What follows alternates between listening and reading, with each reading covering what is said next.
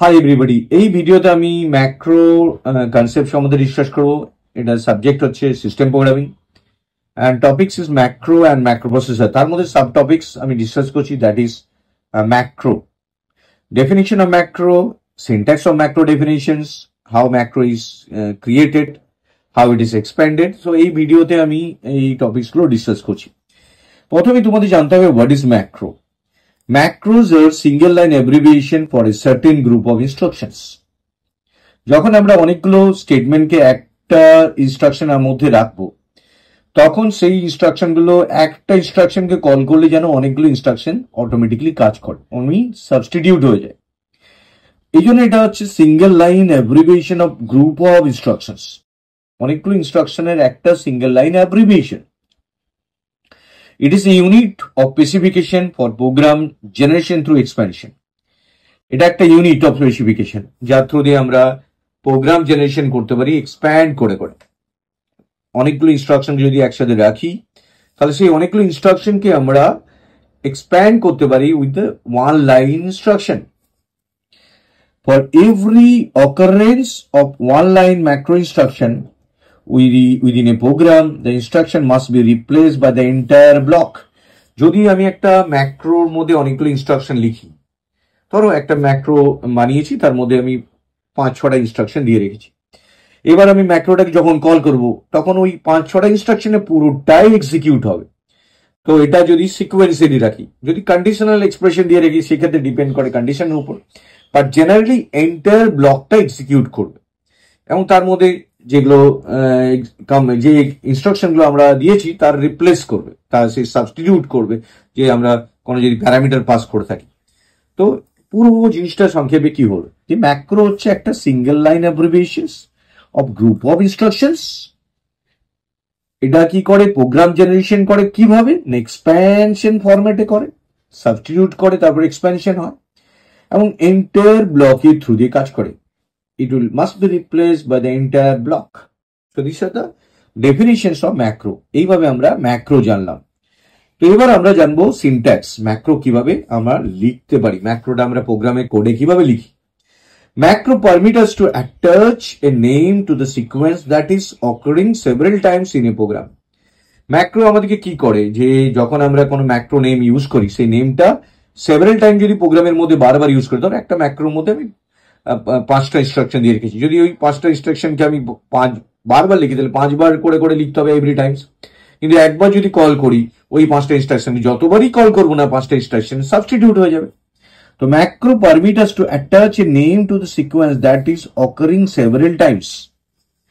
যখন কোনো আমাদের মেনলি যে পারপাসটা ইউজ করি ম্যাক্রো, যখন আমরা অনেকগুলো ইনস্ট্রাকশন বারবার ইউজ করছি সেম টাইম, তখন আমরা সেটাকে ম্যাক্রোর মধ্যে রাখবো in a programme.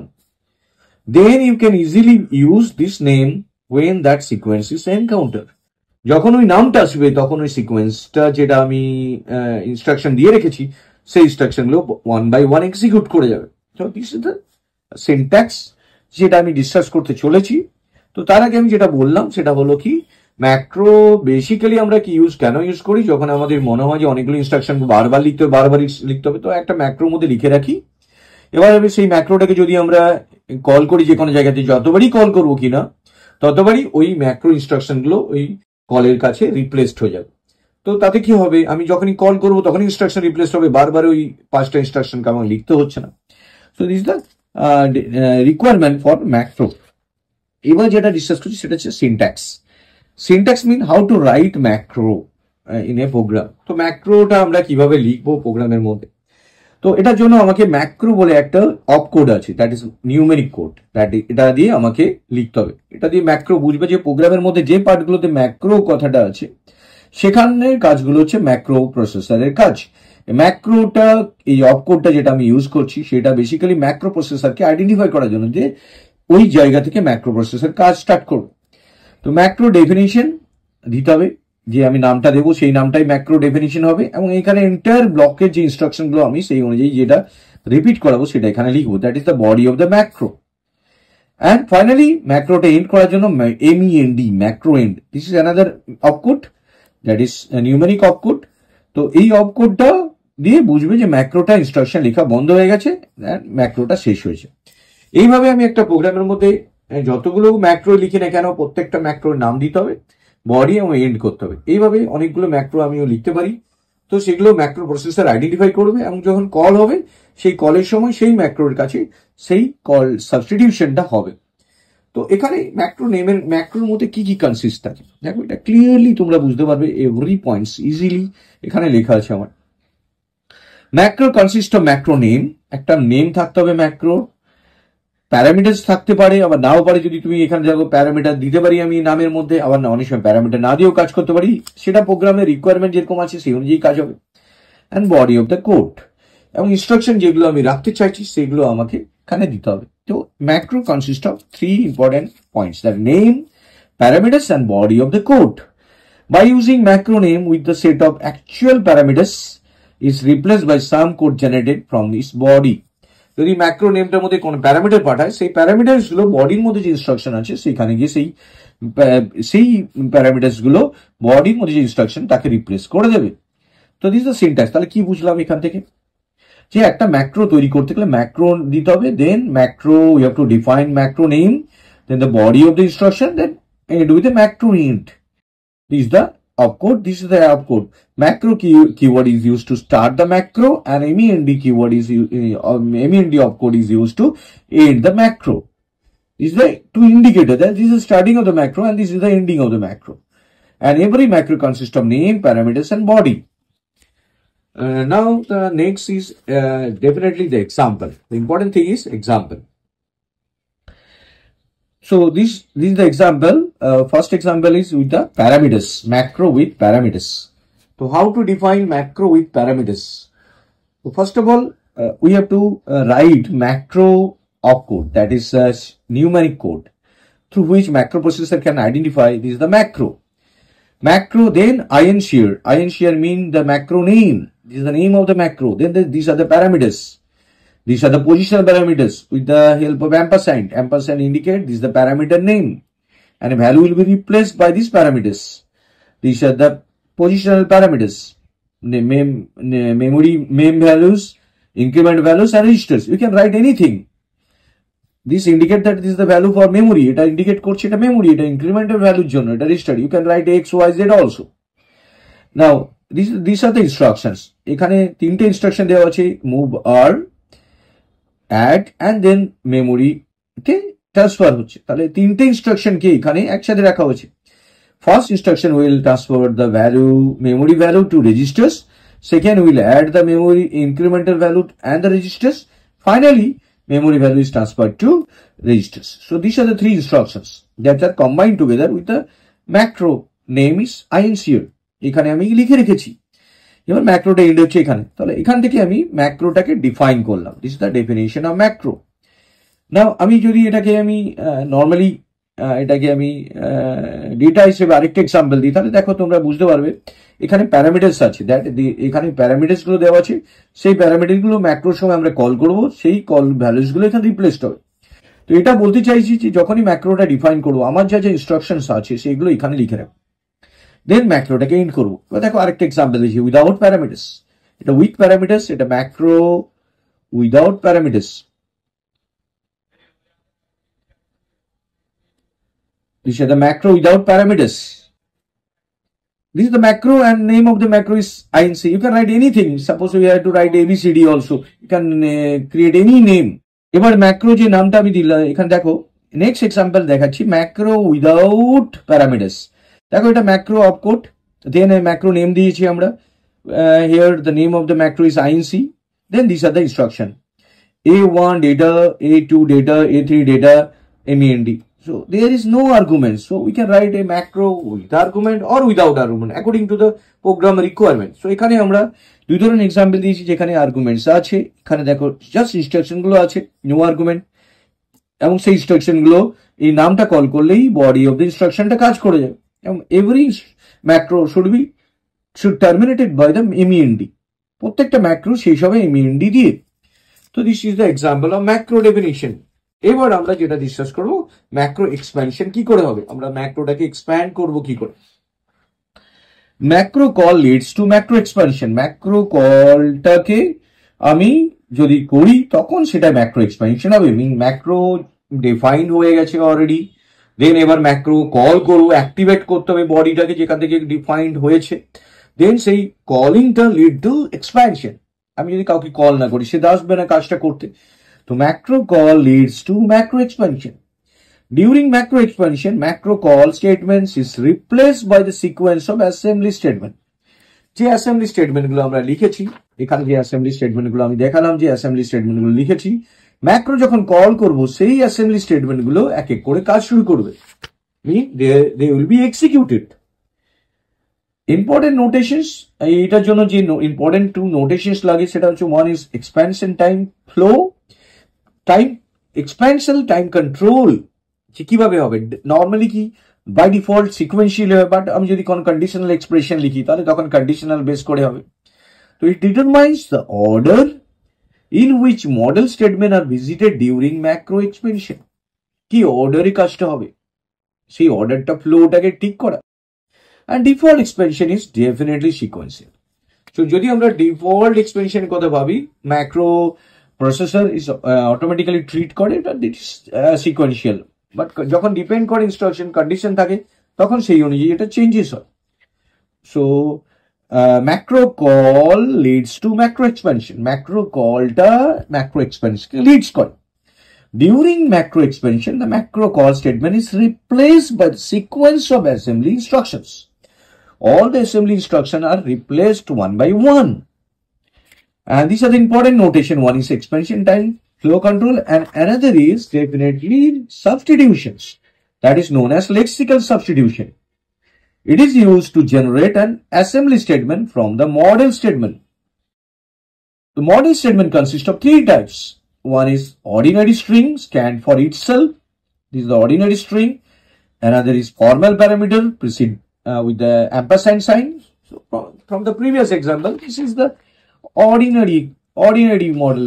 This ordinary string, and this is the parameter string. So এখানে third যেটা আছে, the name of the preprocessor variable, which is also preceded by the character ampersand. তো এখানে যদি আমরা প্রি প্রসেসর ভেরিয়েবল ইউজ করি সেখানেও আমাকে অ্যাম্পারস্যান্ড ইউজ করতে হবে। এইগুলো আমরা ডিটেল পরের ভিডিওগুলোতে আসবো। আমরা what is formal parameter, what are the preprocessor variable. So এই ভিডিওতে আমি just concern with the macro. তো ম্যাক্রো কিভাবে তোমরা আন্ডারস্ট্যান্ড করছো, ম্যাক্রো কি করে এক্সপ্যান্ড করছো, ম্যাক্রো ডেফিনিশনস কি, এটা নিয়ে এর পরের ভিডিওসগুলো আমি বিভিন্ন ধরনের ম্যাক্রো প্যারামিটার্স, ম্যাক্রো আমরা কি করে কাজ করবে তার data structure, and finally macro processor flowchart and algorithms. তো তোমরা আমার ভিডিওটা ওয়ান বাই ওয়ান দেখতে থাকো। কামিং ডেজ এতে আমরা ভিডিওগুলো ওয়ান বাই ওয়ান আপলোড করবো। During lexical expansion type a, mean this is the type a return without substitution, কারণ এখানে অর্ডিনারি স্ট্রিং আছে, সাবস্টিটিউট হবে না। And b and c replace by values, যে ভ্যালুস গুলো আমি দেবো সেই ভ্যালুস গুলোকে রিপ্লেস করে দেবে, সেই ভ্যালুস গুলো দিয়ে প্যারামিটারকে রিপ্লেস করে দেবে। So this is known as lexical substitution. So this is the part of macro expansion. Macro expansion consists of two important points. One is flow, time flow control, expansion of man, and another is substitutions. We have to decide the order, then substitute the instructions. The next, last thing is the example. Last thing is example. Once a macro is being created, যখন একটা macro create হয়ে যায়, by the interpreters and the compiler automatically replace the pattern. যখন একটা macro create হয়, এবার interpreter বা compiler যখনই macroটাকে পাবে, সেই প্যাটার্নটাকে পাবে, সেটাকে রিপ্লেস করে। Describe in the macro when it is encountered, যখনই সেই macro নামটা আসবে, macro প্রসেসরের কাজ হবে সেই প্যাটার্ন গুলোকে আইডেন্টিফাই করা এবং সেখান থেকে সেই এক্সপ্যান্ডেড কাজটা করা। তো যখন আমি একটা প্রোগ্রাম করছি, আমি তো তার মধ্যে অ্যাসেম্বলি কোড থাকতে পারি, তার মধ্যে ম্যাক্রো থাকতে পারি, সবই থাকতে পারে। তো ম্যাক্রোর কাজটা স্পেশালি ম্যাক্রো প্রসেসর করবে, তো সেই পার্টটাকে আইডেন্টিফাই করতে হবে যে এখানে ম্যাক্রো প্রসেসরের কাজ হবে। তো macro expansion is known as macro expander. Macro expansion আমরা ম্যাক্রো এক্সপ্যান্ডার হিসেবে বলে থাকি। এবার দেখো একটা এক্সাম্পল দিচ্ছি। Consider the example. Suppose this is the source code. Name is the macro name is the INC, and within the macro, these are the instruction A1 data, A2 data, A3 data, and this is the end of the macro. And this is the ordinary instruction, that is A type of A model statement. This is ordinary string INC. এখানে দেখো নেমটা দিয়েছি, সেই নেমটা এখানে লেখা হয়েছে। যখন আমরা ডিউরিং দ্য ম্যাক্রো যখন আমরা এক্সপ্যান্ড হবে, এই নামটা দিয়ে এই ম্যাক্রোটাকে কলড হবে, তখন ম্যাক্রোটার ভেতর যে যে ইনস্ট্রাকশন আছে সেই ইনস্ট্রাকশনগুলো এখানে এক্সপ্যান্ড হবে।